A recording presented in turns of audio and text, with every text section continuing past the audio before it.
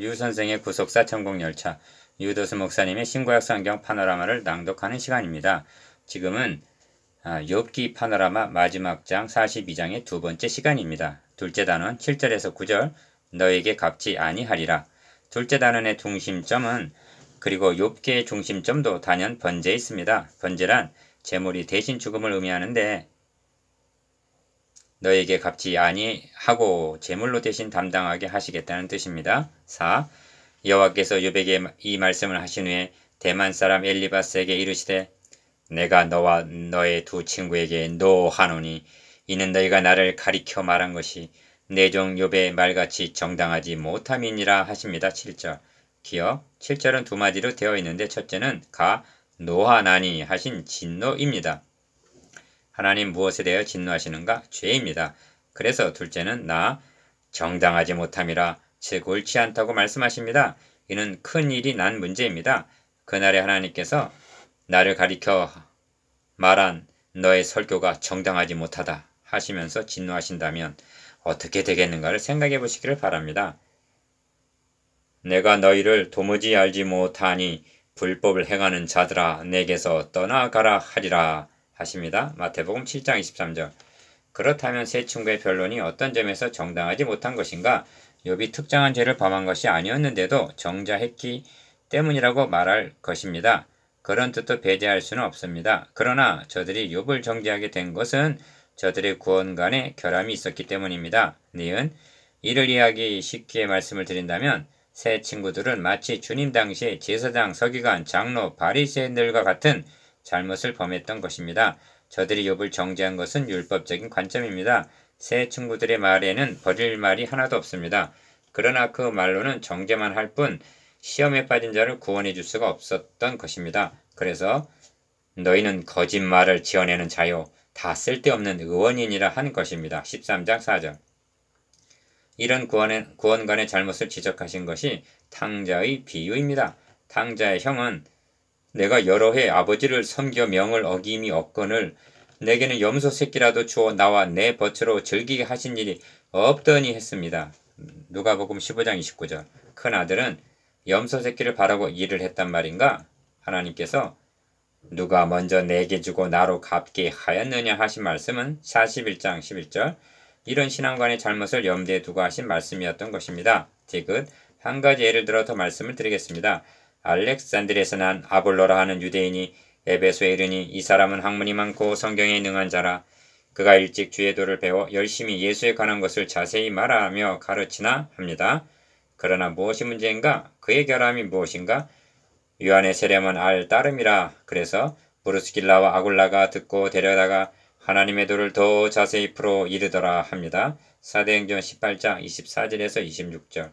오늘날도 예수에 관한 것을 말하는 설교자는 많이 있습니다. 그러나 예수는 우리 범죄함을 위하여 내어줌이 되고 또한 우리를 의롭다 하심을 위하여 살아나셨느니라 한 로마서 4장 25절 복음을 증거하는 설교자는 많지가 않습니다.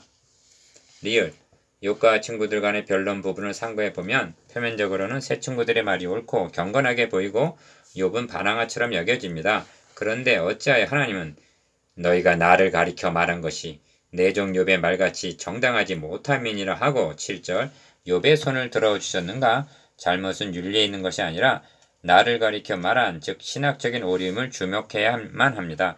욥의 변론에는 불평과 원망이 튀어나오면서도 순간순간 복음의 불빛이 섬광처럼 빛을 발하고 있는 것을 우리는 보았습니다. 그러나 세 친구들에게서는 이런 빛이 없었던 것입니다. 미움 이런 맥락에서 욥기에서 번제의 정신으로 살았고 번제를 드릴 자로 지명받은 자는 욥이지 세 친구들이 아닙니다. 세 친구는 자신들도 모르는 사이에 너가 무엇에 격동되어 이같이 대답하는고 16장 3절.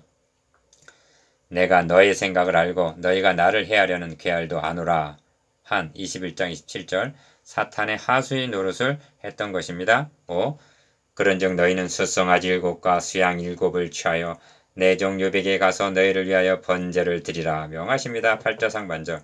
기억 왜 번제를 드리라 하시는가? 첫째로 내 종 욥이 너희를 위하여 기도할 것인즉 내가 그를 기쁘게 받으리니 하십니다. 어떻게 창조자 하나님께서 짐승을 잡아드리는 제사를 기쁘게 받으신단 말인가? 이 점은 앞에서 충분하리만치 말씀을 드렸습니다만 한마디만 경계를 한다면 드리기만 하면 그것도 많이 드리기만 하면 무조건 받으시고 기뻐하시는 것은 아니라는 점입니다. 드림은 우리에게 있지만 받으심은 하나님께 있는 것입니다. 가인의 경우를 생각해 보시기를 바랍니다. 언약을 망각하고 드리는 제사란 우상 숭배나 다름이 없다고 경고합니다. 이 점은 오늘의 예배를 검증하게 합니다. 니은 둘째로 너희의 우매한 대로 너에게 갚지 아니하리라 8절 하반절 하십니다. 너에게 갚지 않겠다 하심을 주목하시기를 바랍니다. 하나님의 공의는 갚지 아니하리라 해서 멈출 수가 없습니다. 너희가 담당해야 할 죄값을 번제로 드려지는 송아지와 양에게 전가시켜 대신 갚게 하시겠다는 뜻이 번제를 드리라 하시는 말씀 속에 함의되어 있음을 명심해야만 합니다. 그렇다고 소나 양의 피가 죄를 속할 수 있는 것은 아니오. 이는 그림자에 불과했던 것입니다. 디귿 어찌하여 숫송아지 7과 수양 7이라 하시는가? 이 7이라는 숫자가 계시록에서는 7교회, 7금초대, 7표, 7영 등으로 나타납니다. 계시록 5장 6절. 7은 완전수로 7교회란 지상에 있는 모든 교회를 포괄하는 표현입니다. 그렇다면 숫송아지 7, 수양 7을 번제로 드리라는 말씀은 새 친구들만을 위해서가 아니라 욥과 그리고 이 말씀 성관 우리들 나 자신을 위해서도 드려졌다는 깨달음을 받게 되는 것입니다. 욥 이에 대만 사람 엘리바스와 수아 사람 빌닷과 나아마 사람 소발이 가서 여호와께서 자기들에게 명하신 대로 행하니라. 여호와께서 욥을 기쁘게 받으셨더라. 9절 기여 기쁘게 받으리니 8절 기쁘게 받으셨더라 합니다. 9절 이렇게만 되면 고민하던 모든 문제는 기쁘게 받으심 안에서 다 해답을 얻게 되고 해결함을 받게 되는 것입니다. 잊지는 마십시오. 숫송아지와 수양의 번제를 기쁘게 받으신 것이 아니라 이 번제가 상징하고 있는 자기 아들의 대속을 기쁘게 받으셨음을 니은 이런 맥락에서 본 단원 안에는 복음의 요소인 죄에 대한 노하심, 대신 죽음을 당함, 저들에게 갚지 아니하심, 기쁘게 받으심, 공경을 돌이키심 등이 다 들어있는 것입니다. 그러건만 욥기를 상고하면서 이를 외면하고 있다니 셋째 단원 10절에서 17절 이전보다 갑절이나 주셨더라. 셋째 단원이자 욥기의 마지막 말씀의 중심점은 회복했습니다. 하나님의 경영 2절 즉 구원 계획이란 파괴당했던 하나님과의 교제를 회복하는 것이기 때문입니다. 7.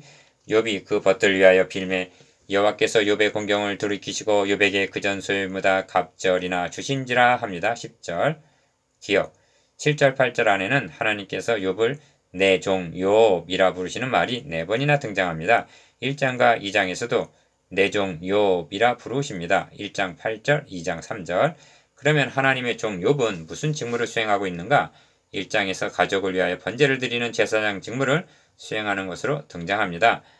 그런데 3장 이후로는 멸시와 핍박과 버림을 당하는 고난을 당하는 종으로 등장하여 하나님이여 하나님이여 어찌하여 나를 버리셨나이까 하고 부르짖고 있습니다.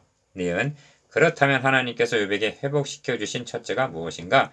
잃어버렸던 제사장 직무입니다. 하나님은 엘리바스에게 너희는 가서 번제를 드리라 하시지 않으셨습니다. 내 종 욥에게 가서 너희를 위하여 번제를 드리라 하십니다. 제사장이란 백성들을 대표해서 하나님 앞에 나아가는 자입니다. 아담 하와의 범죄로 말미암아 잃어버린 첫손에 꼽을 것이 무엇인가? 모든 피조물을 대표해서 하나님을 섬기고 하나님을 대리하여 만물을 다스릴 수 있는 왕같은 제사장 직무입니다. 이를 위해서 하나님이 형상대로 지음을 받았는데 도리어 사탄의 노예로 전락하고 말았던 것입니다. 디귿 하나님은 아브라함에 대해서도 그는 선지자라 그가 너를 위하여 기도하리니 너가 살려니와 너가 그의 안에 돌려보내지 않으면 너와 너에게 속한 자가 다 정령 죽을 줄 알지니라 하고 창세기 20장 7절 아브라함의 제사장 직무를 인정해 주셨습니다. 예수 그리스도의 구속으로 말미암아 회복시켜 주신 기업이 무엇인가? 오직 너희는 택하신 족속이요 왕같은 제사장들이요 하신 베드로전서 2장 9절 신분과 지위입니다. 사탄의 노예가 왕이 되었고 추방당하였던 자들이 은혜의 보좌 앞에 담대히 나아갈 수 있는 제사장으로 회복시켜 주신 것입니다. 8. 이에 그의 모든 형제와 자매와 및 전에 알던 자들이 다 와서 그 집에서 그와 함께 식물을 먹고 합니다. 11절 상반절 기억 함께 식물을 먹었다는 것은 이웃과의 교제의 회복을 가리킵니다. 번제를 통해서 하나님과의 교제를 회복시켜 주신 다음에 이웃과의 교제를 회복시켜 주신 것입니다. 여호와께서 그에게 내리신 모든 재앙에 대하여 그를 위하여 슬퍼하며 위로하고 각각 금 한 조각과 금고리 하나씩 주었더라 합니다. 11절 하반절.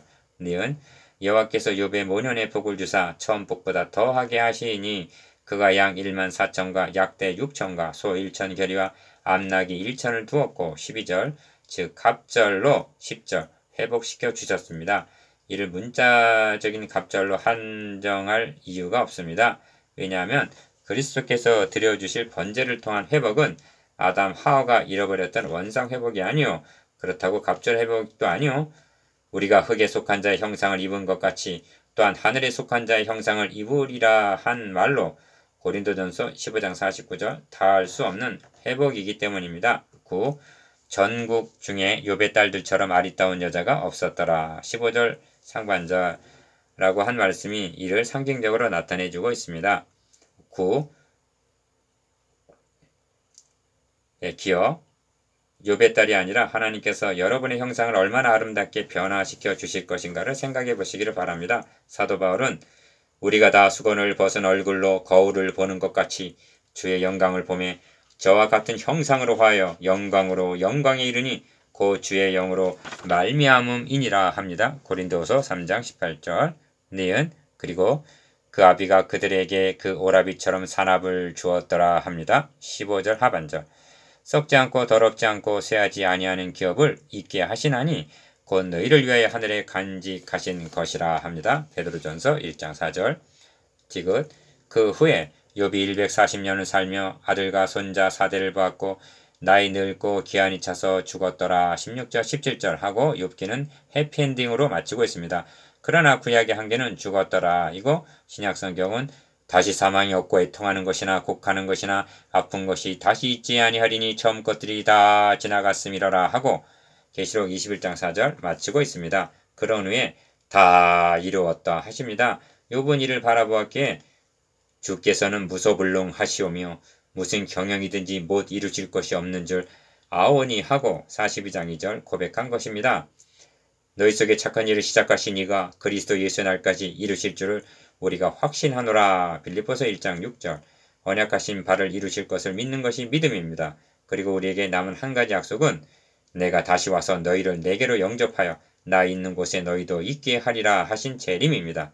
요한복음 14장 3절 10 묵상해 보겠습니다. 기억, 욥 그리고 우리가 어떤 점을 회개해야 하는가에 대해서 니은 욥기의 초점이 어디로 모아지고 있으며 그에 대한 구속사적 의미에 대해서 디귿 친구들의 변론과 오늘의 설교의 어떤 점이 정당하지 못한가에 대해서 리을 욥기를 통한 깨달음과 도전에 대해서